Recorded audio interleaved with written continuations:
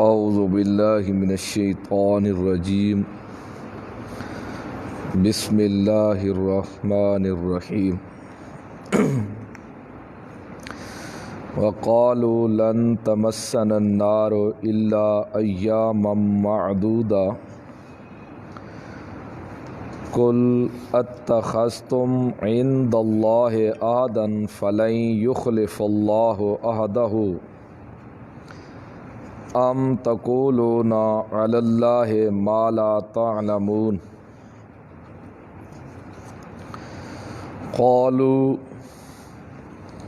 لن تمسنا النار، اور کہنے لگے وہ ہرگز نہیں چھوئے گی ہم کو آگ، الا مگر ایام معدودہ، مگر انگلیوں پر گنے ہوئے چند دن، ایام دن، معدودہ گنے چنے۔ یہاں سے فریق خامس صیب زادگان کے حالات بیان ہو رہے ہیں۔ 5 جماعتوں کا تذکرہ تھا، جن میں سے 4 گزر چکے ہیں، علماء یہود شیخ،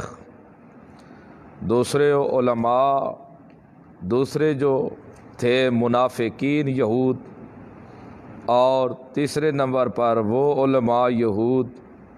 جو اپنی طرف سے لکھ لیتے تھے اور کہتے یہ من عند اللہ، اللہ کی طرف سے تھے، اور چوتھے نمبر پر وہ جہلاء یہود جو اپنے مولویوں اور پیروں کی اندھی تقلید کیا کرتے تھے، خالی صرف امنگیں لگائی ہوئی تھی، امیدیں، اور کچھ بھی ان کے پاس نہیں تھا۔ اور 5ویں جماعت تھی صیب زادگان کی، یہ کہتے تھے کہ ہم نبیوں کی اولاد ہیں، ہم مولویوں پیروں کی اولاد ہیں، ہم تو بس نجات یافتہ ہیں، ہمیں کسی قسم کی کوئی تکلیف نہیں آئے گی، بس مرنا ہی ہے، سیدھا بہشت میں چلے جائیں گے، کیونکہ ہم شاہوں کی اولاد ہیں، خان زادے ہیں، ہمارے باپ دادا ہیں، آگے اولیاء اللہ، پیر اور پیغمبر، ہم ان کی نسل ہیں، ہم سے کس نے پوچھنا ہے۔ یہ صاحب زادگان کا نظریہ تھا، اور لوگوں کو اس طرح کی باتیں کیا کرتے تھے اور اعتماد میں لے لیتے تھے، بادشاہ تم بھی ہمارے ساتھ مل جاؤ تو تمہیں بھی ہم بہشت میں لے جائیں گے، یہ ان کے خیالات تھے، اور کہتے ہم نے سیدھا بہشت میں جانا ہے، اگر بالفرض کبھی جہنم میں جانا بھی پڑا تو صرف ایام معدودہ، گنے چنے 1 2 3 4 5، بس اس چند دنوں کے اندر ہم جائیں گے جہنم میں، باقی نہیں جائیں گے۔ قالو کہتے ہیں لن تمسن النار، تاکیداً کہتے ہیں، لن حال کو استقبال میں تبدیل کر دیتا ہے، معنی کو تاکید کا معنی دیتا ہے، نفی کا معنی دیتا ہے، پختگی کرتا ہے۔ پہلے تو کہتے تھے ہم نے بالکل جانا ہی نہیں جہنم میں، ہمیں آگ نے چھونا بھی نہیں ہے، لن تمسن النار، ہرگز نہیں چھو سکتی ہم کو آگ، بالکل آگ کی جرات ہی نہیں ہے کہ ہمیں چھو لے، کیونکہ ہم آخر اولیاء اللہ کی جو اولاد ہیں، نسل ہیں ہم ان کی، آخر ان کے ہم بیٹے ہیں، پوتے ہیں، آخر ہمیں کیسے چھوئے گی؟ یہ سوال ہی پیدا نہیں ہو سکتا کہ ہمارے قریب آگ آ جائے، قطعاً ہمیں مس نہیں کر سکتی۔ ہاں اگر آخر انسان جو ہو خطا ہو جاتی ہے، اگر کبھی چھوئے بھی صحیح تو الا ایام معدودہ، مگر چند دن گنے چنے۔ آج بھی یہی ہے، جو پیروں کی اولاد ہیں بادشاہ، وہ کہتے ہیں ہمیں نماز پڑھنے کی ضرورت ہی نہیں ہے، روزے رکھنے کی ضرورت ہی نہیں ہے، حج کرنے کی ضرورت ہی نہیں ہے، باشو ہم سے کس نے پوچھنا ہے؟ ہمارے جو آخر باپ دادے صاحب پیر مولوی اولیاء اللہ تھے، ہم ان کی نسل ہیں، تو ہمیں کس نے پوچھنا ہے؟ ہم بھی سیدھے بہشت میں چلے جائیں گے۔ اللہ نے جواب دیا، میرے پیغمبر ذرا آپ ان سے پوچھیں، قل آپ فرمائیں اتخذتم عند اللہ عہدا، کیا تم نے پکڑ رکھا ہے اللہ کے ہاں عہدن پختہ وعدہ، فلن یخلف اللہ عہدہ، پس ہرگز نہیں خلاف کرے گا اللہ عہدہ اپنے کیے ہوئے وعدے کے، ام تقولون، یا تم کہتے ہو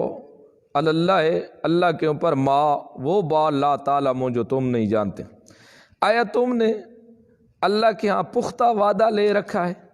تمہاری پہلے یہ بات پختگی ہو چکی ہے کہ اللہ نے تمہیں سیدھا بہشت میں ڈال دینا ہے، اللہ کے ساتھ یہ بات تمہاری پختہ ہو چکی ہے کہ تم سیدھے بہشت میں جاؤ گے، اللہ اپنے کیے ہوئے وعدے کے خلاف نہیں کرے گا۔ یا تو یہ ہے، یا آدن سے مراد آدن بالتوحید، کہ وعدہ از ابن عباس ابن مسعود معلم کہ آیا تم نے توحید والا اللہ سے پختہ وعدہ کر چکے ہو؟ کیا تم واقعی اللہ کو وحدہ لا شریک مانتے ہو؟ کیا واقعی تم اللہ کے احکام بجا لاتے ہو؟ کیا واقعی تم اللہ کے حکم کے پابند ہو؟ کیا واقعی تم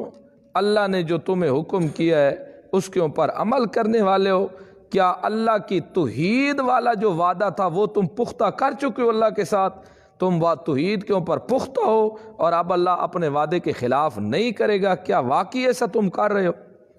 اور وہ توحید کے کیا وہ تو قریب ہی نہیں لگتے تھے؟ یا پھر تم اللہ کے اوپر جھوٹے معاہدے بنا رہے ہو؟ ام تقولون، یا تم کہہ رہے ہو اللہ کے اوپر ما لا تعلمون، وہ چیز جو تم جانتے نہیں ہو، یا تم اپنی طرف سے ویسے کہہ رہے ہو اللہ کے اوپر۔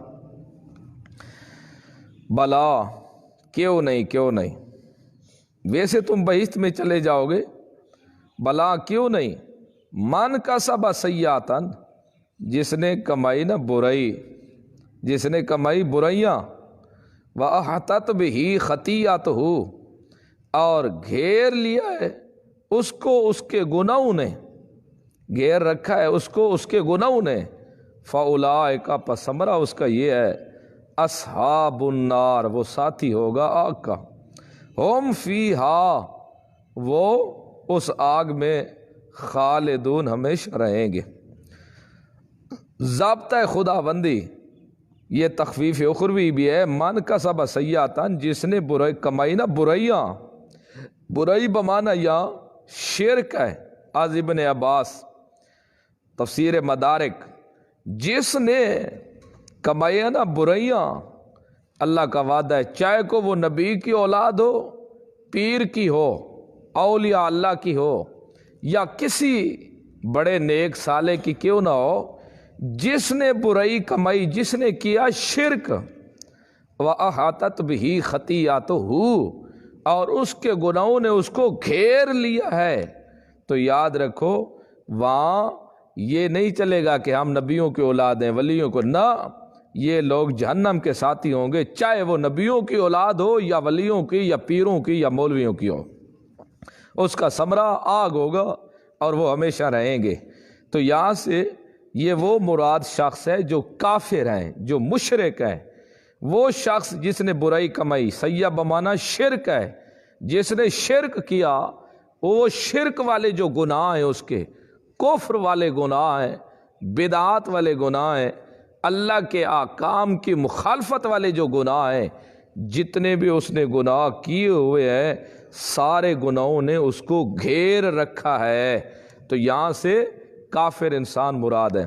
تو یہاں سے معتزلہ اور خوارج کی تردید ہے۔ معتزلہ اور خوارج کا یہ نظریہ ہے کہ جو مومن عاصی ہو، یعنی جو مومن گناہ گار ہوگا، وہ بھی جہنم میں جائے گا۔ وہ اس آیت کو دلیل بناتے ہیں کہ جو مومن عاصی گناہ گار، مجرم، کبیرہ گناہ کا مرتکب، وہ ابدی جہنمی ہے۔ یہ آیت پیش کرتے ہیں تو یہ آیت مومنوں کے بارے نہیں ہے، یہ ان لوگوں کے بارے میں ہے جو پکے کافر اور مشرک ہیں۔ لہذا یہاں سراسن قطعاً ہی یہ بات صحیح نہیں ہے کہ ابدی جہنمی ہوں گے۔ ہاں، گناہ کی سزا ضرور بھگتیں گے، وہ اپنی سزا بھگت کے پھر جو اللہ کو منظور ہوگا وہی ہوگا، لیکن ابدی جہنمی نہیں ہے مومن گناہگار۔ بلا کیوں نہیں، من کسبا، جس نے کمائی سیئاتن برائیاں، وحطت بہی خطیئتہ، اور گھیر رکھا اس کے گناہوں نے اس کو، فاولئک، پس یہی لوگ اصحاب النار، ساتھی ہوں گے آگ کے، ہم فیہا، وہ اس میں خالدون، ہمیشہ رہنے والے ہوں گے۔ والذین آمنوا، یا سے بشارت، یہ اللہ کا طریقہ ہے، قرآن کا ایک اسلوب ہے کہ اللہ رب العزت جہاں جہنم کا تذکرہ کرتے ہیں ساتھ بہشت کا بھی تذکرہ کر دیتے ہیں، جہاں بے دینوں کے نتیجے بیان کرتے ہیں وہاں مومن کے بھی نتائج بیان کر دیتے ہیں، تاکہ مومن کا دل گھبرا نہ جائے، سکون میں رہے، اطمینان میں رہے۔ والذین، اور وہ لوگ، آمنو، جو ایمان لے، وعملوا الصالحات، اور عمل صالح کرتے رہے، اولئک، ثمرہ ان کا نتیجہ کیا نکلے گا؟ جو ایمان لائے اور عمل صالح کرے اس کا نتیجہ کیا نکلے گا، اس کا کیا فائدہ ہوگا، کیا بدلہ ملے گا؟ اس کا بدلہ یہ ہوگا، اولئک اصحاب الجنہ، وہ ساتھی ہوں گے جنت کے، ہم فیہا، وہ اس میں خالدون، ہمیشہ رہنے والے ہوں گے۔ وَإِذْ أَخَذْنَا مِيثَاقَ بنی اسرائیل،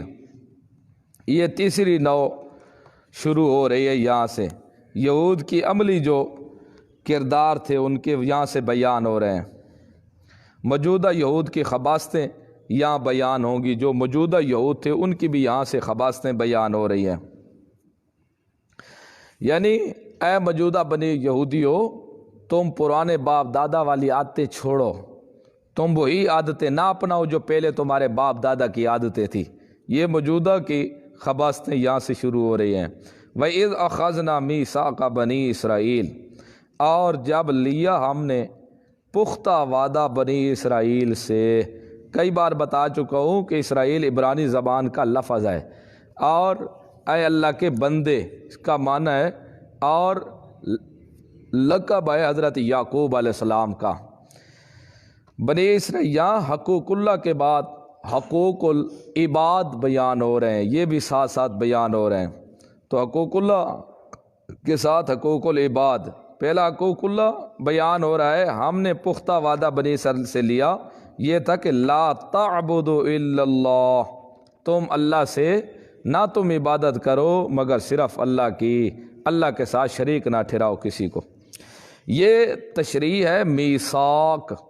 اخذنا میثاق بنی اسرائیل، ہم نے بنی اسرائیل سے پختہ وعدہ لیا۔ وہ وعدہ کیا تھا؟ وہ وعدہ یہ تھا کہ لا تعبدوا الا اللہ، تم نہ عبادت کرو کسی کی سوائے اللہ کے۔ یہ ہے حقوق اللہ شعبہ اول،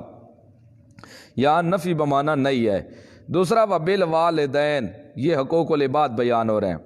دوسرے نمبر، والدین کے ساتھ احسان کرو، والدین کے ساتھ احسان کرو۔ اللہ رب العزت نے اپنی عبادت کے حکم کے بعد فوراً ہی والدین کے ساتھ احسان کرنے کا حکم کیا، کہ جس طرح اللہ کا شکر ادا کرنا ضروری ہے اسی طرح والدین کے ساتھ بھی اچھائی سے پیش آنا ضروری ہے۔ والدین کا احسان، والدین کے ساتھ احسان کرو، اچھائی سے پیش آؤ۔ بہت سارے والدین کے احسان ہیں، ان سے احترام سے پیش آؤ، اکرام سے پیش آؤ، ان کا ادب کرو، ان کے سامنے گالی گلوچ نہ نکالو، والدین کو جی کر کے بلاؤ، ان کی بات مانو، ان کی بے ادبی نہ کرو، جو بات تمہیں کہے حدود شرع میں وہ بات کی تعمیل کرو، ان کے حکم کو تسلیم کرو۔ والدین کا خرچہ اس کا بھی خیال رکھو، والدین اگر بوڑھے ہو گئے ہیں تو کھانے پینے کا بھی خیال رکھو، ان کی رہائش کا بھی خیال رکھو، ان کی بیماری کا اگر ہو جائیں بیمار تو دوائی وغیرہ کا بھی خیال رکھو۔ یعنی والدین کے بہت سارے حقوق ہیں، بہت سارے والدین کے ساتھ اچھائی سے پیش آؤ۔ اگر بوڑھے ہو جائے اور وہ کوئی بات ایسی ویسی کر بیٹھیں تمہیں اچھی نہ لگ رہی ہو تب بھی ان کے منہ پر ایسے نہ کہو کہ غلط کر رہے ہو، بس چپ کر جاؤ۔ جیسے دوسرے مقام پر ہے کہ اف تک بھی نہ کہو، والدین کو ہوں تک بھی نہ کہو، والدین کے ساتھ اچھائی سے پیش آؤ، ہوں تک نہ کہو تو اس کا کیا مطلب ہے؟ مارو نہیں۔ جس کو ہوں کہنا جائز نہیں ہے اس کے سامنے آنکھ میں آنکھ ملانا بھی جائز نہیں ہے، اس کو برا بھلا کہنا بھی جائز نہیں ہے، اس کو مارنا بھی جائز نہیں ہے۔ ہاں اگر والدین ہو تمہارے مشرک تب بھی ان کے ساتھ اخلاق سے پیش آنا تب بھی فرض ہے، ضروری ہے۔ ہاں اگر وہ تمہیں مجبور کریں شرک کرنے پر، تمہاری ماں بوڑھی ہو گئی، باپ بوڑھا ہو گیا یا جوان ہی کیوں نہ ہو، تمہیں مجبور کریں شرک کے اوپر کہ بیٹا جو مذہب ہمارا ہے پیروں ولیوں کہ وہ مشکل کشا اور حاجت روا ہیں، تو بھی یہی مسلک رکھ، لیکن تیرا مسلک ہے توحید والا، وہ تمہیں مجبور کریں کہ یہ تو ہمارے ساتھ مل کر چل، اب بابے کے پاس جاتے ہیں، وہاں جا کر منت مانتے ہیں، وہاں کوئی چادر ڈالتے ہیں یا لائٹ جلاتے ہیں یا وہاں جا کر بھتیاں جلاتے ہیں یا دیا جلاتے ہیں، یا بیٹا ہمارے ساتھ چل جوتی والے سرکار کے پاس ہے نا، ایسی سرکاریں جوتیوں والی بھی کتوں والی سرکاریں بھی بنی ہوئی ہیں، اللہ محفوظ رکھے۔ پھر چل تو ہمارے ساتھ، وہ تمہیں مجبور کرے ہمیں لے جا اور خرچہ پانی بھی سب ہم دیں گے، تیرا خرچہ پانی بھی ہمارے اوپر، لیکن کہتے رہیں تجھے، لیکن ان کو وہاں لے جانے کی اجازت نہیں ہے کہ تو ان کو ساتھ لگا کر پھر لے جا، کیا چل ٹھیک ہے ابا میں تجھے چکر لگوا کے آتا ہوں، ٹھیک ہے امی جان تو بھی چل تجھے بھی ساتھ لے چلتا ہوں، نہیں، تو ان کی یہ بات نہیں ماننی تو انہیں۔ اگر وہ تجھے کہیں کپڑا اٹھا کہیں بیٹا شالا ٹرک کے نیچے تو آئے، شالا ٹانگ تیری بھاج جائے، شالا تو برباد ہو جائے بچوں سمیت، شالا تیرے اوپر مکان گھیرے، پترا شالا تباہ ہو جائے، تو ہماری بات نہیں مانتا، یہ کس بات کے پیچھے تجھے بد دعائیں دے رہے ہیں؟ صرف اس بات کے پیچھے کہ تو ان کو دربار کے اوپر لے کر نہیں جا رہا، یا تو وہ تجھے دودھ پلانا چاہتے ہیں، منت نظر و نیاز غیر اللہ کا تو پیتا نہیں ہے، اس قسم کی وجہ سے وہ تجھے بد دعائیں دے رہے ہیں۔ بالکل بد دعائیں دیتے رہیں، وہ ان کی پرواہ بھی نہ کر، تجھے کچھ بھی نہیں ہوگا۔ باقی اگر وہ بوڑھے ہیں ٹھیک ہے، بے دین ہیں، کافر ہیں، مشرک ہیں، لیکن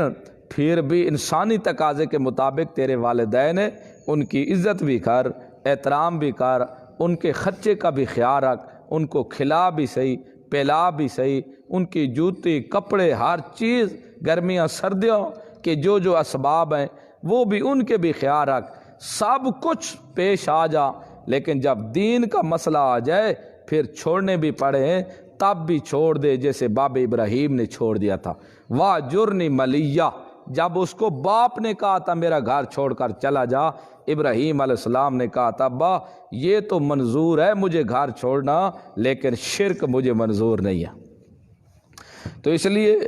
حقوق اللہ کے بعد حقوق العباد ہیں، اور حقوق العباد میں پہلا جو حقوق ہے وہ والدین کا ہے، وہ والدین کا حقوق ہے۔ تو والدین کے بہت زیادہ حقوق ہیں، لیکن اللہ معاف کرے آج کیا ہے، آج تو بوڑھی ماؤں کو بھی دھکے دیتے ہیں اور باپوں کو بھی دھکے دیتے ہیں، وہ بیچارے روتے رہتے ہیں لیکن کوئی بھی سننے والا نہیں ہوتا، بیوی کی مان کر ان کو مارنے بھی شروع کر دیتے ہیں، پیٹنا بھی شروع کر دیتے ہیں، پتہ نہیں کیا کچھ کرتے ہیں۔ آج دیکھو کیا حالت بن چکی ہے، یہی ہے جب اللہ کے احکام کی خلاف ورزی ہوگی، اللہ کے حکم، اصل تو والدین کی نافرمانی کرنا یہ خدا کے حکم کی بھی نافرمانی ہے نا، کیونکہ اللہ نے حکم کیا ہے کہ والدین کے ساتھ اچھائی سے پیش آؤ، وبالوالدین احسانا، والدین کے ساتھ اچھائی سے پیش آؤ، وذی القربی، اور قریبی رشتہ داروں کا بھی خیال رکھو، جو قریبی رشتہ دار ہیں ان کے ساتھ بھی اچھائی سے پیش آنا ہے، والیتامی، اور یتیموں کا بھی خیال رکھو، والمساکین، اور مسکینوں کا بھی خیال رکھو۔ یتیموں کا بھی خیال رکھو، مسکینوں کا بھی خیال رکھو۔ بعض تو کہتے ہیں یتیم وہ ہوتے ہیں جن کے پاس کچھ بھی کھانے کو نہ ہو، اور مسکین وہ ہوتا ہے ایک ٹائم کا اس کے پاس ہو دوسرے ٹائم کا نہ ہو، بعض اس کے الٹ کہتے ہیں۔ بہرحال ہے یتیم مسکین غریب، ان کا بھی خیال رکھو۔ آج خیال تو لوگ اس طرح رکھ رہے ہیں جو خرچہ یتیموں مسکینوں کو مل رہا ہے وہ جو عمرا بڑے لوگ ہیں وہ خود کھا رہے ہیں، جو بھی امدادیں مسکینوں یتیموں کے لیے ہیں وہ خود بڑے بڑے اپنے آپ کو یتیم مسکین لکھا کر وہ کھا رہے ہیں۔ تو یتیم و مسکینوں کا حقوق کھانا بہت بڑا جرم ہے۔ جو یتیم مسکین کا حقوق کھائے گا یہ دو جرم اس کے ذمہ لگیں گے۔ ایک تو اللہ کا اس نے حکم نہیں مانا، یتیم و مسکینوں کا خیال نہیں رکھا، دوسری بات ہے کہ اس نے یتیم مسکین کا حقوق کھا لیا، یہ بھی جرم دار ہوگا۔ اور وقولوا للناس حسنا، اور کہو تم لوگوں کے لیے حسنا، اچھائی کی بات، ان کو اچھی بات کہو۔ لوگوں کو قولو کہو تم، للناس لوگوں کے لیے حسنا، اچھی بات کہو۔ لوگوں کو دعوت دینا نماز کا یہ بھی اچھی بات ہے، لیکن ایک سب سے اچھی بات اور ہے، لوگوں کو حکم کرنا روزہ رکھنے کا یہ بھی اچھی بات ہے،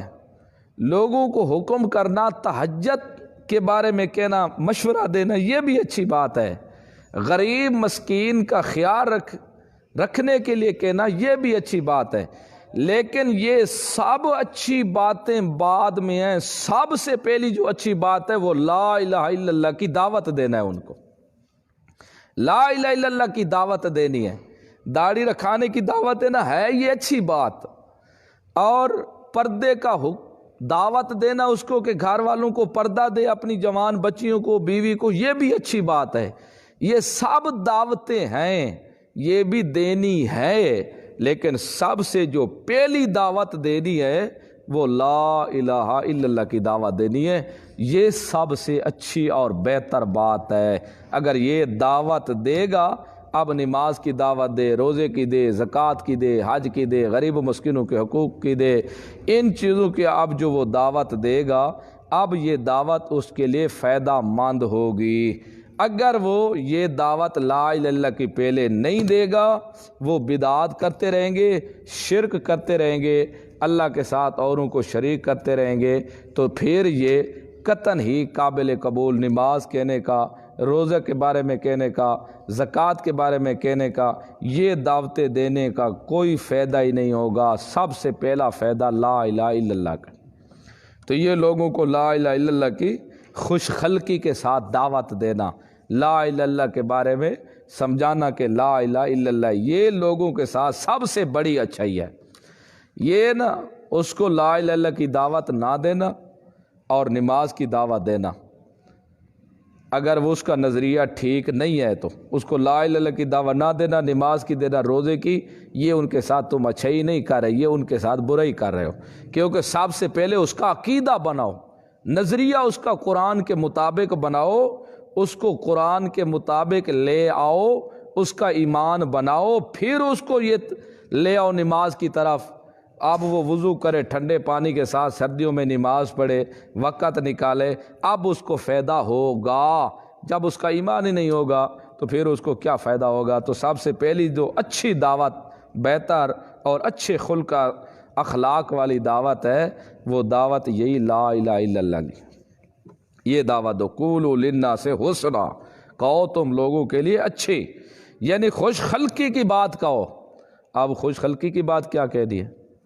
سب سے بڑی خوش خلقی کی بات یہ، اس کو قرآن کے بارے میں کہو، یہ خوش خلقی ہے سب سے بڑی۔ کتاب پڑھنے کے بارے میں، نصاب پڑھنے کے بارے میں یہ خوش خلقی نہیں ہے، اس کے ساتھ اخلاق نہیں ہے، یہ اس کے ساتھ اچھا رویہ نہیں ہے، یہ ٹھیک حسن خلق والی بات نہیں ہے۔ سب سے بڑا خلق اور حسن اخلاق اور اچھی بات جو ہے وہ قرآن ہے، اس کو قرآن کی تعلیم دو، قرآن کا درس دو اس کو، یہ سب سے اچھا حسن خلق ہے، اخلاق ہے۔ قولوا کہو تم للناس لوگوں کے لیے حسنا، اچھائی کی بات۔ وَأَقِیمُوا الصَّلَاةَ، اور قائم کرو نماز کو۔ وَآتُوا الزَّکَاةَ، اور زکوٰۃ ادا کرو۔ اعمال میں سے، سب اعمالوں میں سے ایک جو اعمال ہے نماز والا عملی، یہ بڑی ہی یہ ہے جو دین کا ستون ہے۔ نماز قائم رکھو، قائم کرو، اور زکوٰۃ کو ادا کرو۔ جب زکوٰۃ ادا کرو گے تو اس کے ساتھ بھی تمہارے اخلاق جڑ جائیں گے، تکبر اور حسد تمہارے دل سے نکل جائے گا، اور مال کی محبت بھی ختم ہو جائے گی۔ ثم تولیتم، پھر تم نے منہ موڑ لیا، الا قلیلا منکم، مگر تھوڑے تھے مخلص تم میں سے، وانتم مورزون، اور تم تو ہو ہی مورزون، اعراض کرنے والے اپنے باپ دادا کی طرح، تمہاری تو عادت ہی اعراض کرنی ہے۔ تو اللہ رب العزت نے یہ وعدے لیے تھے بنی اسرائیل سے کہ اللہ کے ساتھ کسی کو شریک نہیں کرنا، اللہ کی عبادت کرنا ہے، والدین کے ساتھ احسان کرنا ہے، یتیموں، غریبوں اور قریبی رشتہ داروں کا خیال رکھنا ہے، لوگوں کو اچھائی کا حکم کرنا ہے، نماز قائم کرنی ہے، زکوٰۃ ادا کرنی ہے۔ یہ جب اللہ نے وعدہ لیے تو سب نے منہ موڑ لیا، الا قلیلا منکم، مگر تھوڑے لوگ تھے ان میں سے مخلص جو اس کے اوپر قائم رہے۔ وہ اللہ آگے اللہ نے کہا وانتم مورزون، اوہ تم تو ہو ہی اعراض کرنے والے، تمہارے باپ دادا کی بھی یہی عادت تھی اور تمہاری بھی یہی عادت ہے، لہذا سب کا باپ دادے کی عادت کو چھوڑو اور ان حکم کے اوپر پابند ہو جاؤ۔ تو یہ حکم نبی علیہ السلام کی امت کو بھی ہے۔ وَإِذَا أَخَذْنَا، اور جب لیا ہم نے میثاقکم، پختہ وعدہ تم سے، لا تسفکون دماءکم، کہ نہیں بہاؤ گے تم خون،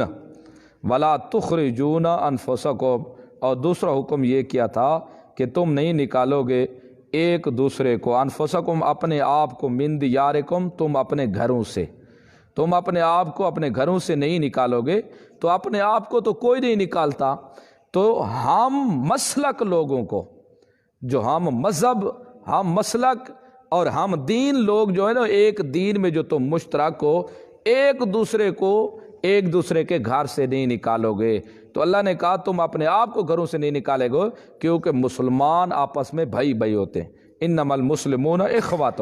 مسلمان آپس میں بھائی بھائی ہوتے ہیں، تو دوسرے بھائی کو نکالنا گویا کہ تم اپنے آپ کو نکال رہے تھے۔ تو یہ بھی اذ اخذنا میثاقکم، یہ میثاق جو ہم نے تم سے پختہ وعدہ لیا، وہ پختہ وعدہ کون سا تھا؟ وہ تشریح آگے پہلا یہ تھا کہ ایک دوسرے کو قتل نہیں کرو گے، یعنی آپس میں ہم مسلک والے جھگڑا نہیں کرو گے، جنگیں نہیں کرو گے تم،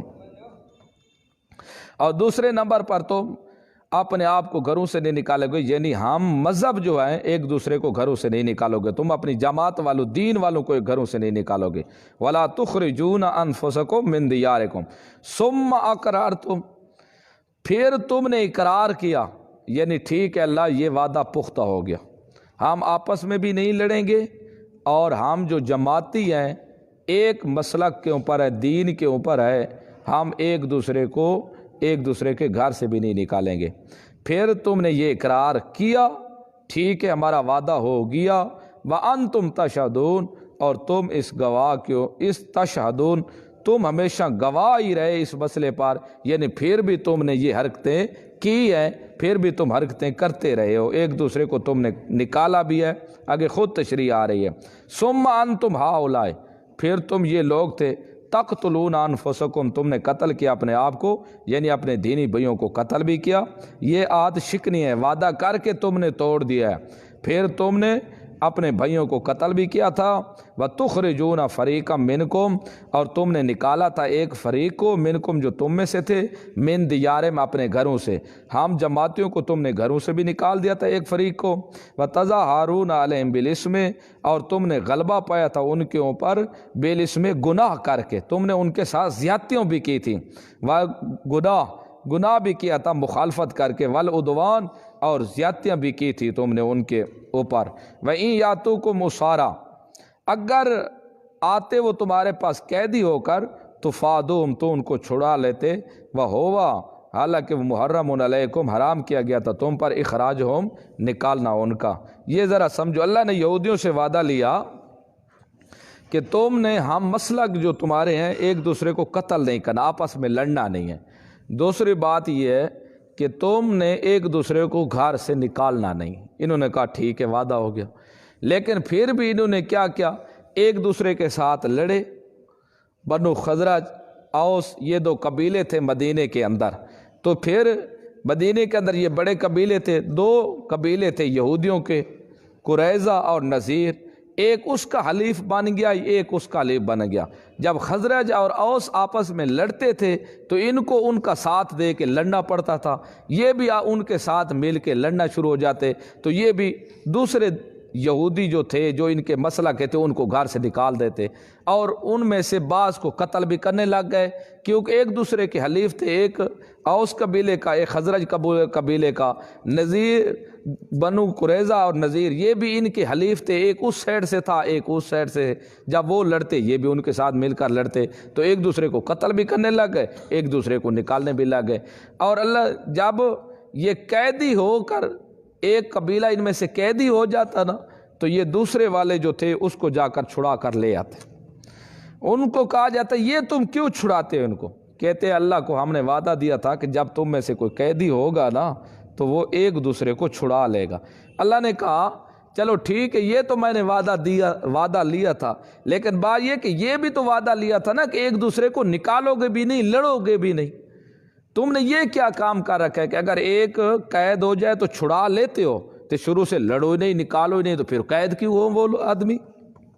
یہ اللہ وہی ان کی طرف کہہ رہا ہے کہ اگر وہ آئے تمہارے پاس قید ہو کر تو تفادوم، تم فدیہ دے کے ان کو چھڑا بھی لیتے ہو، حالانکہ وہ محرم علیکم اخراجہم، وہ تو حرام کیا گیا تھا تمہارے اوپر ان کا نکالنا ہی، جب تم سرے سے نکالنا ہی ان کو جائز نہیں تھا تو پھر تم ان کو نکالتے کیوں؟ یہ فدیہ والا تو چھڑانے والا تمہیں وعدہ یاد ہے، یہ کیوں یاد نہیں ہے جب میں نے کہا ایک دوسرے کو نکالنا ہی نہیں؟ افتؤمنون ببعض الکتاب، آیا تم بعض کتاب کے ساتھ تو ایمان رکھتے ہو، وتکفرون ببعض، اور بعض کتاب کے ساتھ انکار کرتے ہو تم۔ بعض کے ساتھ ایمان رکھے ٹھیک ہے بھائی، فدیہ والا مسئلہ وہ تو ایک دوسرے کو چھڑا لیں گے، اور دوسرا جو وعدہ تھا کتاب میں کہ تم ایک دوسرے کو نکالو گے بھی نہیں، تو اس پر تم عمل کیوں نہیں کرتے؟ تو بعض پر تم ایمان لے آتے ہو، بعض کو تم مان لیتے ہو تورات کو، اور بعض تورات کا تم انکار کرتے ہو، قتل اور نکالنے کا۔ فما جزاء من یفعل ذلک، پس نہیں بدلہ ہوگا جو کرے گا یہ منکم تم میں سے، الا خزی فی الحیات الدنیا، مگر صرف رسوائی بھی ہوگی دنیا کی زندگی میں۔ جب تم یہ بعض کتاب کا انکار کرو گے اور بعض کتاب پر ایمان لے آؤ گے تو سوائے دنیا میں رسوائی کے اور کیا ملے گا تمہیں؟ تم ذلیل اور خوار ہی ہوگے۔ اور یہ تو ہے نا ثمرہ دنیاویہ کہ بعض کتاب پر مانو گے، بعض کتاب کو مانو گے، بعض کا انکار کرو گے، تو دنیا میں اللہ تمہیں ذلیل کرے گا، اور آخرت میں نتیجہ کیا نکلے گا؟ وَيَوْمَ الْقِيَامَةِ، اور قیامت کے دن، یہ ثمرہ ہے اخرویہ، اور قیامت کے دن یردون الی شد العذاب، لٹایا جائے گا ان کو سخت عذاب کی طرف، یعنی ہمیشہ ہمیشہ جہنم میں ڈال دیا جائے گا۔ تو آج بھی جو قرآن کی بعض آیات کو مانے گا اور بعض کو چھوڑ دے گا، اس کی حالت بھی یہ یہودیوں والی ہوگی۔ آج بھی دیکھو جن کے مطلب کی ہوئی مقصد جن کا حاصل ہوگا وہ تو قرآن کی آیت وہ پڑھے گا، اور جس آیت سے اس کی تردید ہوگی نظریے کی، عقیدے کی، اس آیات کو چھوڑ دے گا۔ اگر دوسرا کوئی پڑھے گا تو پھر وہ کہے گا یہ تعصب ہے، یہ اس کے اندر ضد ہے، یہ اس کے اندر ہٹ ہے، بادشاہ یہ صرف اس کے اندر بغض ہے۔ قرآن کی آیت اگر کوئی پڑھے اور پھر سننے والا اس کو کہے کہ اس کے اندر یہ بغض ہے یا تعصب ہے، تو پھر دوسرے کی طرف منکر دوسرا اور کوئی دیکھنے کی ضرورت نہیں ہے، یہی بڑا منکر ہے جو کہہ رہا ہے کہ یہ تعصب ہے اس کے اندر۔ اگر کوئی کرے قرآن کی تلاوت، قرآن کی آیات پڑھے اور آگے والا کہے کہ یہ تو مجھے جلانے کے لیے پڑھ رہا ہے، تاکہ یہ مجھے تنگ کرنے کے لیے پڑھ رہا ہے، تو سمجھ جاؤ کہ اصل قرآن کا منکر یہی ہے۔ جیسے اللہ نے دوسری جگہ پر پہچان بتائی ہے کہ میرا پیغمبر جو قرآن کے منکر ہے نا، 17ویں پارے کے اندر جو قرآن کے منکر ہے نا، جب تو قرآن پڑھے گا تو ان کی شکلیں تبدیل ہو جائیں گی، ان کے چہرے سیاہ ہو جائیں گے، اور وہ قرآن پڑھنے والے پر ایسے لگے گا بھی حملہ کر رہے ہیں، لڑنے کے لیے تیار ہو جائیں گے۔ تو اس لیے یہ بھی وہ منکرین قرآن ہے جو بعض قرآن مقصد جہاں آیت کا اپنے مقصد کے لیے ہو جہاں سے پیٹ بھرے وہ آیت پڑھ لی،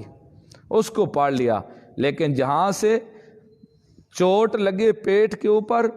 یا عقیدے کے اوپر اس آیت کو چھوڑ دیا۔ یا کوئی آیت تلاوت کرے اور کہنا کہ یہ میرے خلاف ہے، تو معلوم ہوا قرآن تو خلاف آیا تھا، برا لگتا تھا ابو جہل کو، عتبہ شیبہ کو، تو سمجھ جاؤ یہ اصل نسل ابو جہل کی ہے، اصل نسل یہ عتبہ شیبہ کی ہے، یہ مسلمان نہیں ہے۔ کیونکہ مسلمان تو قرآن کی آیت سنتا ہے تو اس سر خم تسلیم کر لیتا ہے، جان قربان کرنی پڑتی ہے، لیکن قرآن سننے میں اس کے پیشانی کے اوپر بال نہیں پڑتے۔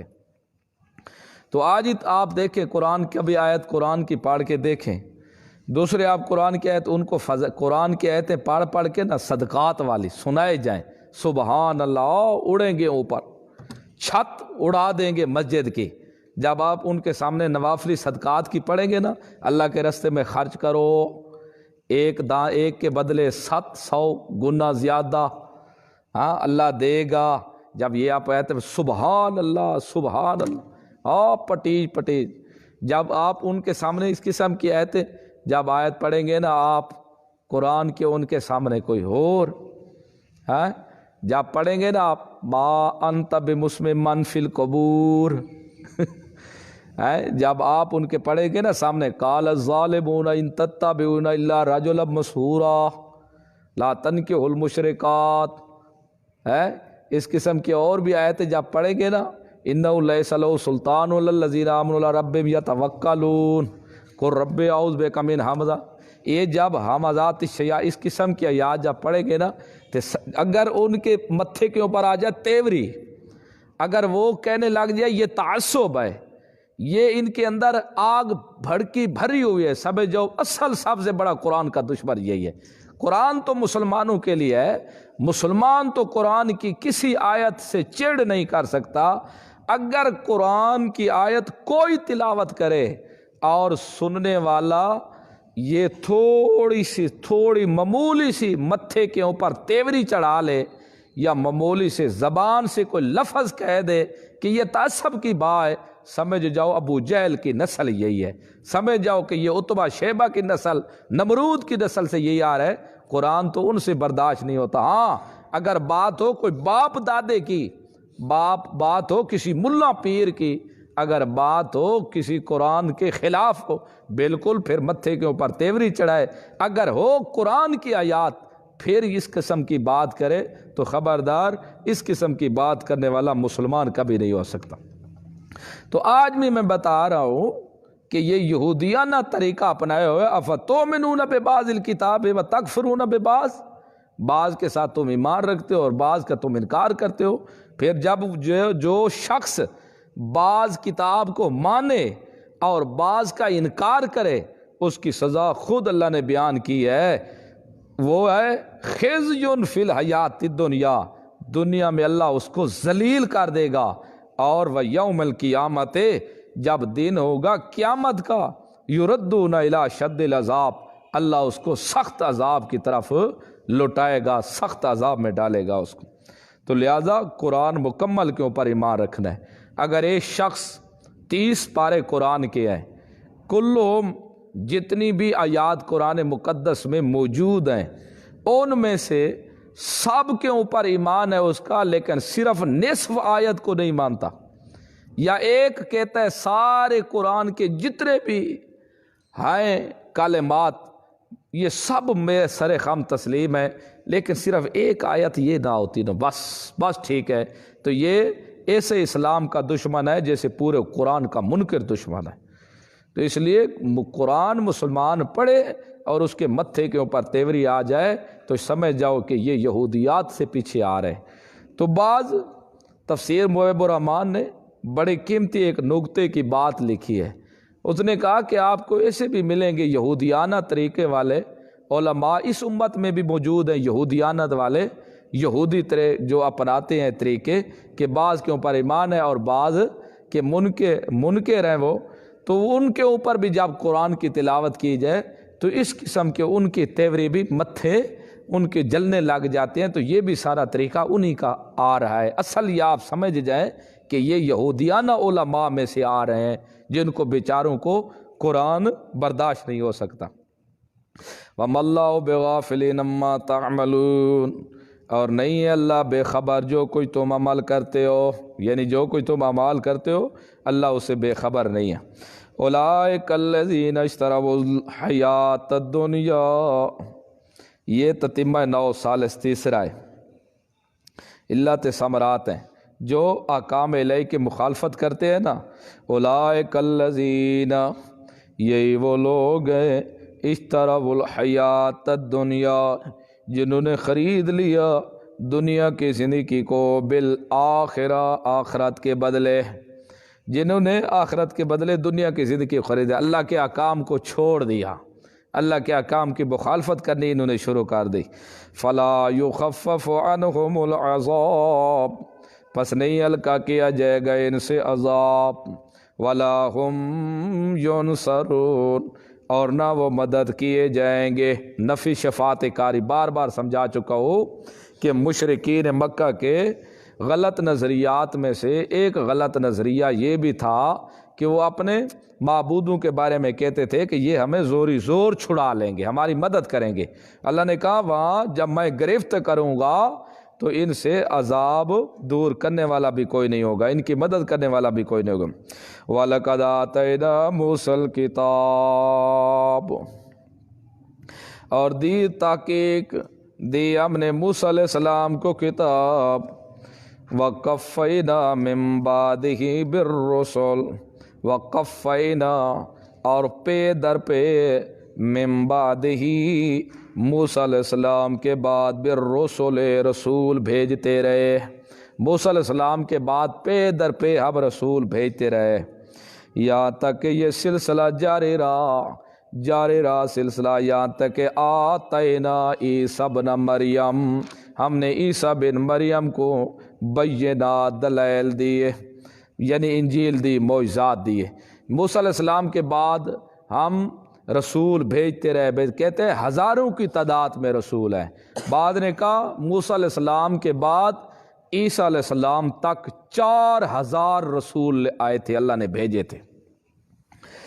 4000 رسول اللہ نے بھیجے تھے موسیٰ علیہ السلام کے بعد عیسیٰ علیہ السلام تک، اور یہ سارے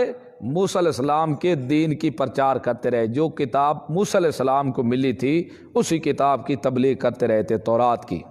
اور اس کے بعد یہ سلسلہ جاری ہوتے ہوتے اللہ رب العزت نے عیسیٰ علیہ السلام کو کتاب دی تھی، بینات سے مراد انجیل اور معجزات ہے۔ انجیل ملی تھی، معجزات عیسیٰ علیہ السلام کو ملے تھے، مردے کو زندہ کرنا اللہ کے حکم کے ساتھ، مٹی کے پرندے بناتے تھے، اللہ کے حکم سے پھونک مارتے تھے، وہ زندہ ہو کے اڑ پڑتے تھے۔ اسی طرح جو کھا کر آتا گھر سے کوئی خوراک تو اس کو بتا دیتے آج تو یہ چیز کھا کے آیا ہے، اتنی تم نے ذخیرہ کی ہوئی ہے۔ تو یہ سارے اللہ نے معجزے دیے تھے عیسیٰ علیہ السلام کو۔ ابرص بیماری والے کو ہاتھ پھیرتے ٹھیک ہو جاتا، نبین مادرزاد اندھا نبینہ ہوتا، اس کے اوپر ہاتھ پھیرتے اللہ کے حکم سے وہ بھی ٹھیک ہو جاتا۔ تو یہ سارے معجزے اللہ نے عیسیٰ علیہ السلام کو دیے تھے۔ اور دوسرا وَأَيَّدْنَاهُ بِرُوحِ الْقُدُسِ، نفی یہاں سے نفی الوہیت ہے کہ دی ہم تاکید کی، ہم نے اس کی امداد کی، قوت دی ہم نے اس کو بروح القدس، روح القدس کے ذریعے، یا روح القدس سے مراد ہے جبرائیل امین، کیونکہ جب عیسیٰ علیہ السلام پیدا ہوئے تو اس وقت عیسیٰ علیہ السلام کی ماں کے گریبان میں پھونک مارنے والے بھی جبرائیل امین تھے، اور جب عیسیٰ علیہ السلام پیدا ہوئے اس وقت جبرائیل امین ہی تھے جس نے شیطان کو قریب نہیں لگنے دیا تھا،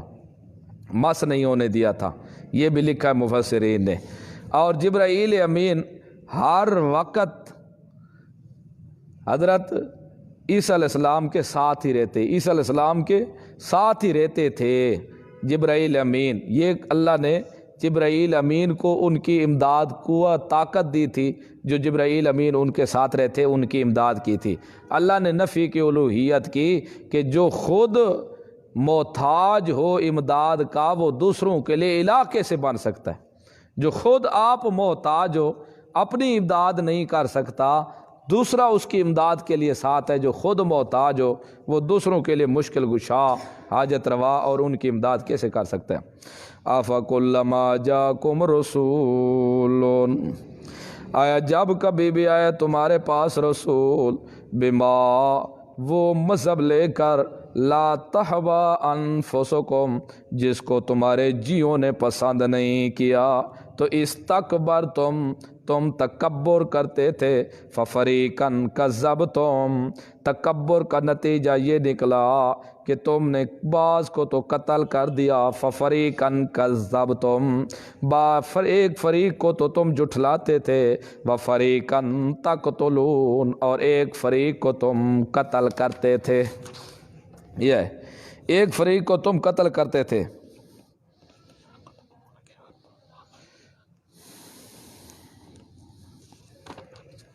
قتل کیا تم نے، وقالو، اور کہنے لگے، قلوبنا غلف، دل ہمارے پردے کے اندر ہیں، ہم اپنے مذہب کے اندر خوب پختہ ہیں، ہمیں اور ضرورت نہیں، بس ہمارے دل جو ہے نا یہ پردے میں، اب قرآن کی ضرورت نہیں ہے، رسول کی ضرورت نہیں ہے، اب ہمارے دل نورانیت سے بھرے ہوئے ہیں۔ قالو، کہتے ہیں، قلوبنا، دل ہمارے غلفن، پردے میں ہے،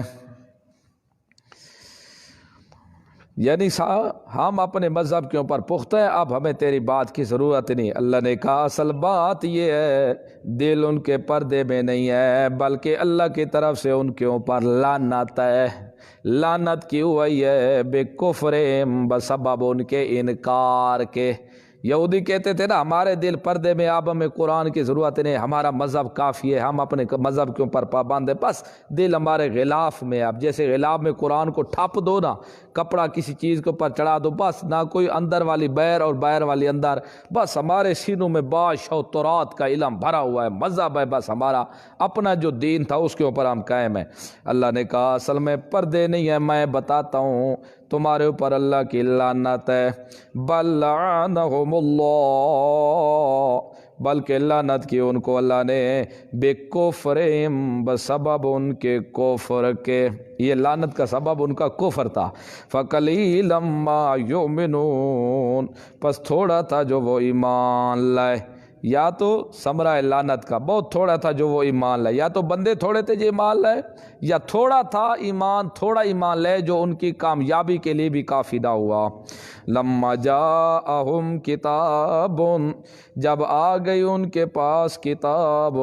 من عند اللہ، اللہ کی طرف سے، مصدق لما معہم، تصدیق کرنے والی تھی اس چیز کی، معہم جو ان کے پاس تھی، یعنی تورات کی۔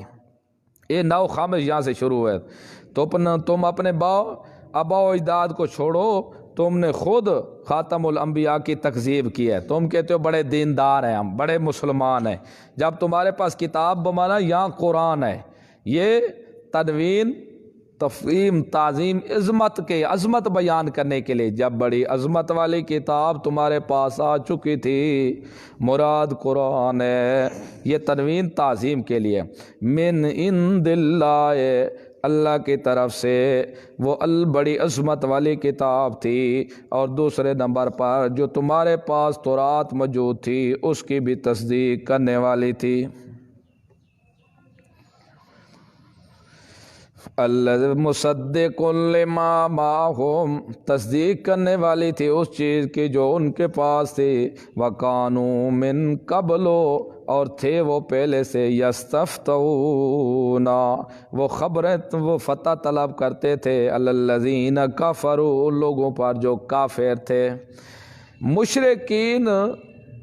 اور کافر مارتے تھے یہودیوں کو، بڑا مارتے ان کو، پھر یہ کیا کہتے تھے، اچھا پھر آخری نبی بھی آنے والا ہے، وہ کتاب بھی ساتھ لے کر آئے گا، پھر ہم سارے بدلے لیں گے آپ سے۔ یہ ان کو باتیں کرتے رہتے تھے، تھوڑے دن ہے تم مار لو ہمیں، جو کچھ کرنا ہے ایک دن آنے والا ہے، آخری نبی بھی آئے گا، ہم اس پر ایمان لے آئیں گے، ہم ان کے ساتھ مل کے تمہارے خلاف جہاد کریں گے، پھر یہ سب ہم بدلے واپس لیں گے تم سے۔ اللہ اس کی طرف اشارہ کر رہا ہے۔ کہتے تھے کانو، اب تو قرآن آ گیا ہے نا تو تم انکاری بنتے ہو، اس وقت تو تم کافروں کو دھمکیاں دیتے تھے کہ وہ آ جائے تو پھر دیکھ لینا کیا حشر کرتے ہم تمہارا۔ کانو من قبل، اور تھے پہلے، یستفتحون، فتح طلب کرتے رہتے تھے، علی الذین کفروا، ان لوگوں پر جو کافر ہیں، فلما جاءہم، پس جب آ گیا وہ ان کے پاس نبی علیہ السلام، ما عرفوا، جس کو وہ پہچانتے تھے، تو کفروا بہ، انہوں نے انکار کر دیا اس کا۔ کافروں کو تو اس طرح کہتے تھے اور مشرکوں کو کہ آخری نبی آ جائے ہم اس کے ساتھ مل کر جہاد کریں گے، تمہیں ماریں گے۔ جب نبی علیہ السلام تشریف لے آئے اس وقت پہچان بھی گئے کہ آخری رسول ہے، لیکن کافروا بھی، انہوں نے ضداً اس کی انکار کر دیا، انکار کر دیا انہوں نے اس کے انکار کر دیا اس کے ماننے سے، قرآن کو بھی نہیں مانا اور رسول نبی کریم صلی اللہ علیہ وسلم کو بھی نہیں مانا۔ تو اللہ جب انہوں نے انکار کر دیا تو اب اس کا ثمرہ کیا نکلا، نتیجہ کیا ظاہر ہوا، فلعنت اللہ، پس اللہ کی لعنت علی الکافرین، کافروں پر، پھر ان کے اوپر اللہ کی لعنت ٹوٹ پڑی، بے دینوں کے اوپر۔ بے سمجھترو بھی انفسہم، یہ تتیمہ نوع خامس، بے سماؤ، بہت برا ہے جو خریدا انہوں نے اس کے ساتھ، انفسہم، بیچ ڈالا اس کے ساتھ، انفسہم، اپنی جانوں کو، این یکفروا، کہ انکار کیا انہوں نے، بما، اس چیز کا، انزل اللہ، جو نازل کیا اللہ نے، یعنی ما سے مراد قرآن ہے۔ بہت برا کیا انہوں نے جو اپنے جانوں کو بیچ ڈالا، انہوں نے نقصان کیا اپنا۔ انہوں نے کیا کیا کہ انہوں نے قرآن کا انکار کر دیا، اپنی جانوں کا بڑا نقصان کیا انہوں نے، خریدا اس کے ساتھ اپنی جانوں کو، کہ انکار کر بیٹھے اس کے ساتھ قرآن کا جو نازل کیا اللہ نے، باغیا، ضد کی وجہ سے، این ینزل اللہ، کہ نازل کیا اللہ نے، من فضلی، اپنے فضل سے، نازل کرتا ہے اپنے فضل سے، اللہ اس پر، من یشاء، جس پر چاہ، من عبادی، اپنے بندوں میں سے۔ ان کو ضد پڑ گیا تھا یہودیوں کو کہ یہ اسماعیل علیہ السلام کی لڑی سے کیوں نہیں آیا، اسحاق علیہ السلام کی لڑی سے آتا، ہم میں سے ہی نبی ہوتا، کیونکہ نبی علیہ السلام جو تھے یہ اسحاق علیہ حضرت اسماعیل علیہ السلام کی لڑی سے پشت سے آئے تھے، اور جو یہودی تھے اسحاق علیہ السلام کی پشت سے تھے، تو ان کو ضد پڑ گیا کہ ہم میں سے رسول آتا، یہ اسماعیل علیہ السلام سے کیوں رسول ہے، یہ ضد کی وجہ سے انہوں نے انکار کر دیا۔ اللہ نے اس کا جواب دیا کہ یہ اللہ کی مرضی، جس کو بھی اپنا فضل دے، اپنے بندے کے اوپر جس پر بھی فضل کر لے، نبوت والا فضل نبی بنا دے۔ فباؤ، ثمرہ نکلا، پھر انہوں نے جو کفر اور حسد کیا صرف اس بنا کے اوپر کہ یہ اسحاق علیہ السلام کی لڑی سے کیوں نہیں آیا، تو اس کا کیا ثمرہ، نتیجہ کیا نکلا تھا، اس کا نتیجہ دے نکلا حسد کا، نہ ماننے کا، جو انہوں نے حسد کیا نہ ماننے کی سزا یہ ملی، فباؤ بغضب، پس لوٹے وہ ساتھ غضب کے، علی غضب، غضب پر، غضب در غضب لوٹا۔ ایک غضب تو ان کے اوپر اس لیے ہے کہ انہوں نے تورات کا انکار کیا، کیونکہ تورات کے اندر یہ سب صفات نبی علیہ السلام کی تھی، اور اللہ نے وعدہ لیا تھا کہ جب آخری پیغمبر آئے تم ضرور اس پر ایمان لے آنا اور اس کی کتاب پر بھی عمل کرنا۔ ایک تو یہ اس لیے انہوں نے تورات کا انکار کیا، اس لیے ایک غضب آیا، دوسرا انہوں نے قرآن کا انکار کر دیا، ڈبل غضب ان پر لوٹا، لوٹے وہ غضب پر غضب، فللکافرین، پس کافروں کے لیے، عذاب مہین، عذاب ذلیل، رسوا کرنے والا۔ وَإِذَا قِيلَ لَهُمْ، جب کہا گیا ان کے لیے، آمنو، ایمان لے آؤ، بما، اس چیز کا، انزل اللہ، کیسے پتہ چلا کہ ان کے اندر کفر اور حسد اور یہود کے اندر اتنا بغض ہے اس کے قرآن کے ساتھ اور نبی علیہ السلام کے ساتھ، پتہ کیسے چلا؟ اس کی دلیل یہ ہے، جب کہا گیا ان کو، اذا قیل لہم، جب کہا گیا ان کے لیے، آمنو، ایمان لے آؤ، بما، اس چیز کے ساتھ انزل اللہ جو نازل کی اللہ نے، یعنی جب ان کو کہا گیا قرآن کے ساتھ ایمان لے آؤ، قالو کہنے لگے نؤمن بما انزل علینا، ہم ایمان لے آئے ساتھ اس چیز کے انزل علینا جو اتاری گئی علینا ہم پر، یعنی تورات۔ ان کو کہا گیا قرآن پر ایمان لے آؤ، انہوں نے کہا ہم اس پر ایمان لے آئے جو ہمارے اوپر اتاری گئی ہے، یعنی قرآن، موسیٰ علیہ السلام، تورات موسیٰ علیہ السلام کے واسطے کے ذریعے ہم باقی وَيَكْفُرُونَ، اور وہ انکار کرنے لگے بما اس چیز کا وراءہ جو تورات کے علاوہ تھی، یعنی تورات تو سوا باقی سب کا انکار کر دیا۔ جب یہ انہوں نے کہا نا کہ ہمارا ایمان تورات کے ساتھ ہے، ہم قرآن کو نہیں مانتے، انکار کر دیا، اللہ نے ان کو الزامی آگے جواب بھی دیا، اگر تمہارا تورات پر ایمان ہے تو ذرا تم یہ بتاؤ تم نے انبیاء کو کیوں قتل کیا تھا؟ تورات میں کہیں لکھا ہوا تھا کہ نبیوں کو قتل کرو؟ وَهُوَ الْحَقُّ، حالانکہ وہ قرآن سچا تھا، وہ مرج قرآن حالانکہ وہ سچ ہے، حق تھا، قرآن سچ تھا،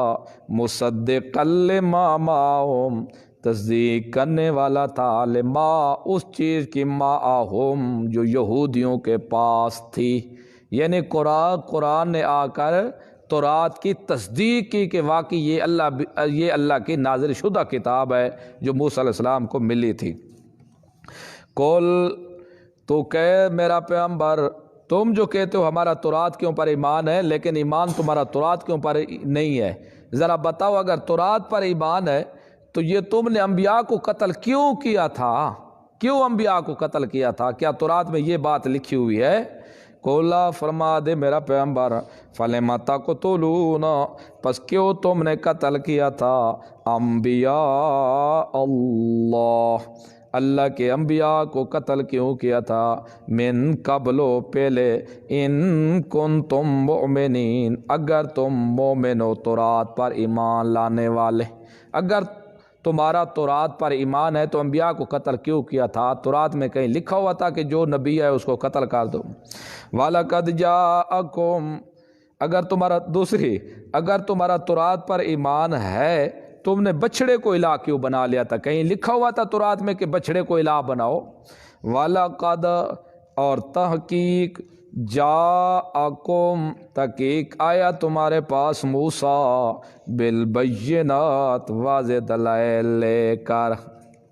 توحید پر، ثم اتخذتم العجل، پھر پکڑ لیا تم نے بچڑے کو الہ، من بعدہ، اس کے چلے جانے کے بعد، وانتم ظالمون بمعنی مشرکون، اور تم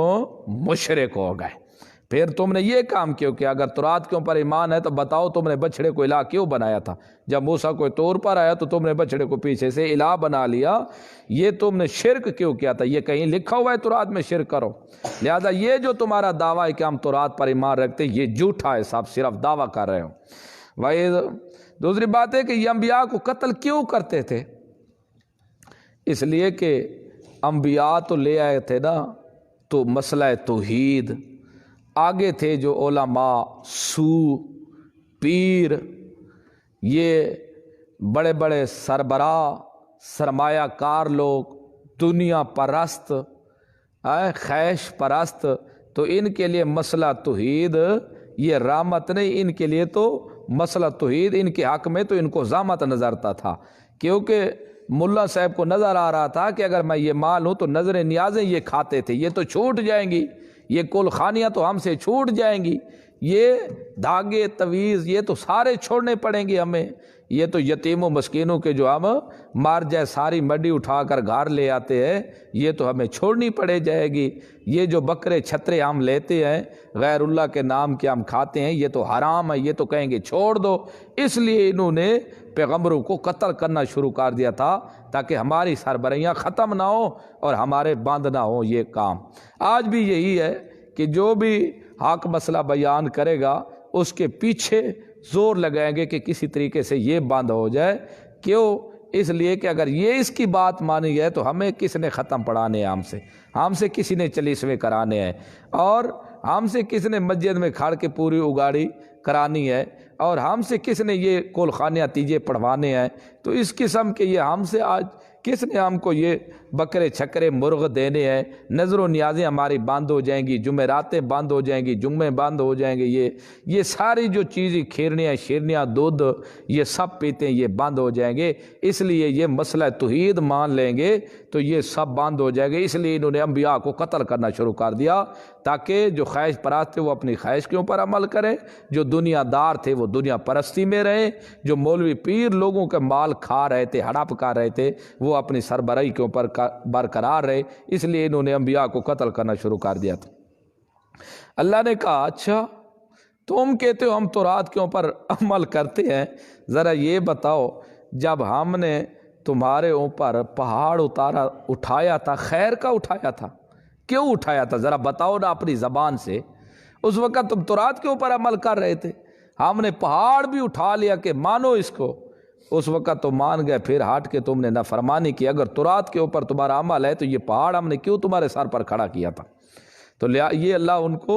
سب جواب دیتے جا رہا ہے کہ تمہارا یہ جھوٹا دعویٰ ہے کہ ہم تورات کو ماننے والے ہیں۔ وَإِذْ أَخَذْنَا مِيثَاقَكُمْ، اور جب لیا ہم نے پختہ وعدہ تم سے، وَرَفَعْنَا فَوْقَكُمُ الطُّورَ، اور اٹھایا ہم نے اوپر تمہارے پہاڑ۔ پختہ وعدہ کل بھی اس کی تشریح کر چکا ہوں کہ تورات کے اوپر جو تورات پر عمل کرو گے، جو احکام ہے اس کو اپنے اوپر لاگو کرو گے۔ تو ہم نے اٹھایا تمہارے اوپر کوئی طور کو، خذو پکڑو تم، ما آتیناکم جو کچھ ہم نے تم کو دیا، بقوت پوری ہمت کے ساتھ۔ کیا مقصد؟ اس کو مضبوطی سے بس تھامے رکھو، مضبوطی سے پکڑے رکھو؟ نہیں، مقصد ہے کہ جو احکام ہے ان کے اوپر پوری ہمت کے ساتھ عمل کر کے دکھاؤ۔ آج بھی یہ مقصد نہیں ہے کہ قرآن کو پکڑے رکھو، چومے رکھو، سر کے اوپر اٹھا لو۔ قرآن کوئی ڈاکو سے سر کے اوپر اٹھوانے کے لیے نہیں آیا، لوگوں کو اعتبار دینا ہو تو قرآن سر کے اوپر اٹھا لو، اس کے لیے نہیں آیا۔ آج بھی قرآن کا یہی ہے کہ قرآن کے اوپر پوری ہمت کے ساتھ عمل کر کے دکھاؤ، آج بھی یہی حکم ہے۔ اس لیے ہم نے خذو پکڑو تم ما آتیناکم جو کچھ دیا ہم نے تم کو، بے قوت پوری ہمت کے ساتھ، واسمعوا اور سنو تم دل کی گہرائیوں سے، قالو کہنے لگے، سمعنا سنا ہم نے، زبان سے کہنے لگے، وعصینا اور نافرمانی کی ہم نے۔ اس وقت تو کہنے لگے ٹھیک اللہ سے ہم نے سن لیا، ہر بات سن لی، اب ہم اس کے اوپر عمل کریں گے۔ جب واپس ہٹ گئے پھر انہوں نے کیا کر دی؟ نافرمانی کی۔ یا زبان سے کہہ رہے تھے ہم نے سن لیا، اندر سے پھر بھی نافرمانی کر رہے تھے۔ اللہ نے ان کا زیر بیر دونوں بیان کر دیا ہے۔ اچھا تم کہتے ہو کہ ہم تورات کے اوپر عمل کرتے ہیں، تورات، تو آپ بتاؤ یہ کام کیوں پیش آئے تھے؟ یہاں سے ایک بات اٹھتی ہے، اللہ نے کہا وَإِذْ أَخَذْنَا مِيثَاقَكُمْ وَرَفَعْنَا فَوْقَكُمُ الطُّورَ، ہم نے پختہ وعدہ لیا تم سے اور تمہارے اوپر کوئی طور کو اٹھایا۔ تو یہ تو جبران منوانا ہے، تو جبران تو ایمان صحیح نہیں ہے۔ کئی مقام ہے قرآن میں جہاں اللہ کہتا ہے جبری ایمان کی مجھے ضرورت نہیں ہے۔ اگر میں ایمان جبران منواتا تو کوئی ایک بھی بے دین نہ ملتا، سب ایماندار ہوتے، کیونکہ اللہ کے آگے کون پھر شرک کر سکتا ہے؟ اللہ زبردست، لیکن مجھے زبردستی جبری ایمان کی ضرورت نہیں ہے۔ تو پھر یہ تو جبری ایمان ہے، اور دین میں تو لا اکراہ فی الدین، دین میں جبر نہیں ہے۔ بات یہ ہے کہ یہ جبری ایمان نہیں ہے،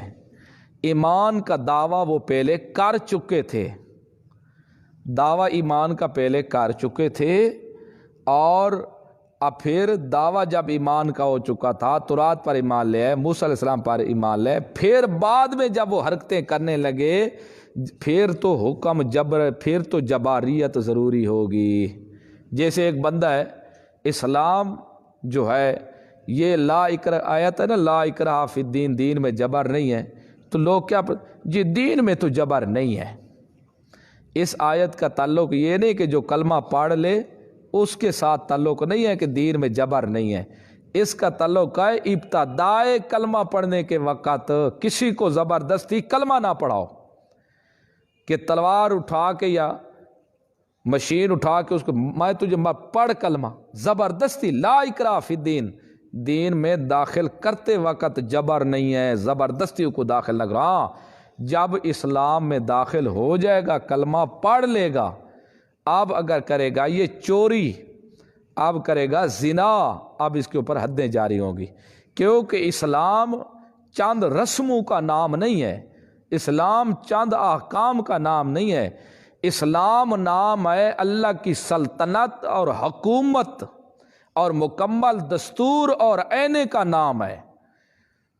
اسلام چند رسموں کا نام یا احکام کا نام نہیں ہے، اسلام نام ہے اللہ رب العزت کی سلطنت، حکومت اور کامل دستور اور مکمل آئینے کا نام ہے۔ جب یہ اسلام میں داخل ہو جائے گا پھر اللہ رب العزت اپنی سلطنت اور حکومت کے تحت اسے مسئلہ ضرور منوائے گا۔ اب یہ اسلام، اس نے کلمہ پڑھ لیا، اب اگر یہ زنا کرے گا، شادی شدہ ہوگا تو اس کا حکم رجم والا ہوگا، اگر غیر شادی شدہ ہوگا تو 100 کوڑا یہ برداشت کرنا پڑے گا اس کو۔ اب چور ہے، اگر 10 درہم جتنا یا 10 درہم سے زیادہ اس نے چرا لیا تو اب اس کے ہاتھ کاٹے جائیں گے۔ اگر یہ ڈکیٹ ہے، شرعام لوگوں سے ڈکیٹی کرتا ہے، روڈ کے اوپر کھڑے ہو کے ان سے مال بھی چھین لیتا ہے اور ان کو قتل بھی کر دیتا ہے، تو اب اس کی سزائے شرعام اس کو الٹا شہر کے مین چوک کے اندر اس کو الٹا وقت کا قاضی لٹکا دے گا اور اس کے زندے کے پیٹ میں نیزے لگائے گا کہ مسلمان کو قتل کرنا اور مال چھیننا کوئی آسان نہیں ہے، تاکہ آئندہ کے لیے کسی مسلمان کی عزت خراب نہ کرے اور اس کا مال نہ چھینے۔ اب یہ شراب پیے گا تو اس کو حد چل لگے گی، کوڑے کھائے گا یہ، تو اب کیوں کہ یہ جب حکومت کے اندر آ گیا، اللہ کی سلطنت اور حکومت اور کامل دستور اور مکمل آئینے کا نام اسلام ہے، جب یہ حکومت بھی اگر آج کوئی حکومت کے قانون بھی توڑے تو حکومت برداشت نہیں کرتی، حکومت نہیں توڑنے دیتی، اس شہنشاہ بادشاہ جو سب کا پیدا کرنے والا ہے، مربی بھی ہے اور خالق بھی ہے، مالک بھی ہے، ہر ایک کو کھلانے پلانے والا بھی ہے، اگر اس کی حکومت میں پھر زیادتی کرے تو اس کے اوپر یہ سزا کیوں نہیں ہوگی؟ آج ایک دنیا کی عارضی حکومت ہے، اگر کوئی حکومت کا قانون توڑ دے گا تو کوئی قانون حکومت توڑنے دیتی نہیں، وہ سزا وار ہوگا، مجرم ہوگا، اس کا سزا دیتی ہے۔ تو جو مالک دنیا، زمین اور آسمان، یہ وجود سب کچھ رزق دیتا ہے، کھلاتا ہے، پلاتا ہے، زندگی ساری چیزیں دے دی ہے، اب اس کی آقا حکومت کے اندر یہ سرغنہ ہوگا، اس کے قانون توڑے گا تو وہ کیوں نہیں سزا دے گا اس کو؟ تو لہٰذا یہ جبر نہیں تھا، یہ ایمان لا چکے تھے، پہلے دعویٰ تھا، بعد میں یہ حرکتیں کرنے لگی، جب بعد میں حرکت کی تو اللہ نے ان کے اوپر کوئی طور کو اٹھایا۔ تو اسلام میں جو لا اکراہ فی الدین، دین میں جبر نہیں ہے، وہ ابتدائے اسلام لانے میں جبر نہیں ہے کسی کو زبردستی۔ ہاں جب اسلام لے آئے گا، اب قانون کی خلاف ورزی کرے گا، اب جو بھی یہ کام کرے گا شریعت نے اس کے احکام جاری کر دیے، ان کے اوپر یہ حدیں جاری ہوگی، بشرط یہ کہ جب حکومت اسلامی ہوگی تب یہ اس کے اوپر حدیں جاری کی۔ دیکھو عام فام ہے یہ تو بات، اب دنیا کی یونیورسٹی ہیں یا سکول ہیں یا کالج ہیں یا مدرسے ہیں، جو شرائط ان کے ہیں، اب اگر اس نے داخلہ لے لیا یونیورسٹی، کالج، سکول یا مدرسوں کے اندر، جو شرائط ہیں ان کے، اگر ان کے خلاف کرے گا تو اب سزا کا مستحق ہوگا۔ اگر داخلہ نہیں لے گا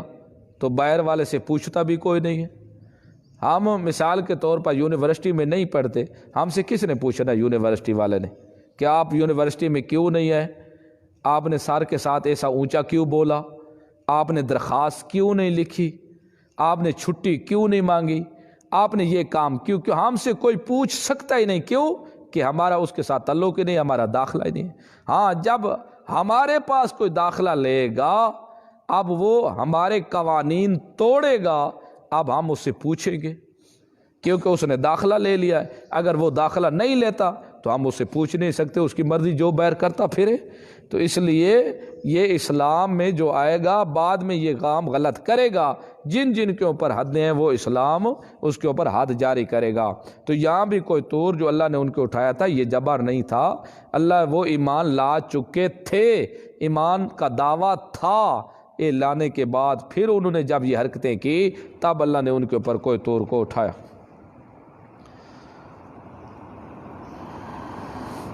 وَأُشْرِبُوا، اور پلایا گیا فی قلوبہم، ان کے دلوں میں اجل، بچھڑے کی محبت ان کے دل میں پلائی گئی تھی، یہ علت ہے کفر کی، بے کفرہم، بسبب ان کے کفر کے۔ کل کہہ دے میرا پیغمبر، بے سما، بہت برا ہے، یامرکم، جو حکم کرتا ہے تم کو بہی، اس کے ساتھ، ایمانکم، ایمان تمہارا، یہ بہت برا ایمان تمہارا ہے جو حکم کرتا ہے کہ قرآن کو بھی نہ مانو اور آخری رسول کو بھی نہ مانو، یہ بہت برا ہے۔ یا پھر اس کا تعلق پانچوں چیزوں کے ساتھ ہے، جو انبیاء کو قتل کرتے تھے، یہ ایمان تمہارا بہت برا ہے۔ جو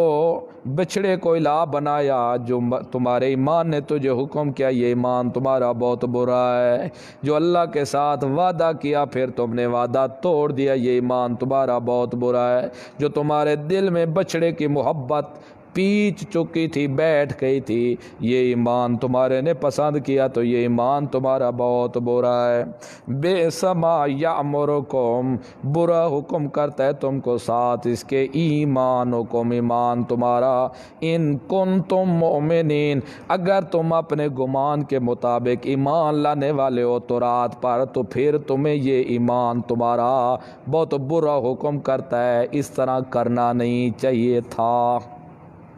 چلو اللہ عمل کی توفیق دے، وما علینا الا البلاغ۔